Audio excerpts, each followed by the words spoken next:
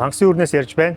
За бид нар зайсан дээр ингээ гэрилээ асаагаад шорлогоо гэрилээ гаргаад хэлсэн.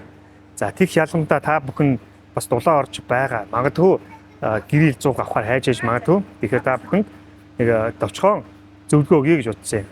Ямар гэрил сонгож авбал Монголын нөхцөлд, Монголын цаг агаарт за бидний хийдэг, монголчуудын хийдэг шорлогонд тохиромжтой вэ? За гадуур худалдааны хөвчлэн хятад зуухнууд байдаг.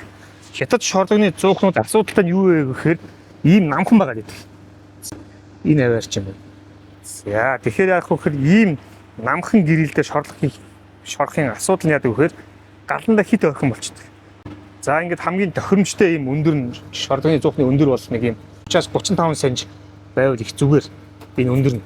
Тэрээс манайхны хийдэг шорлогод ерөөхдөө нэг өөгтэй байдаг шүү дээ. За монголчууд ерөөхдөө өөгн дуртай шорлогоо ерөөхдөө өөгтэй хийдэг. За тэгэхээр гал дээр тавилаад бол нөгөө өөхнийх нь тосон доошоо тусаад маш хурдан гал асаад.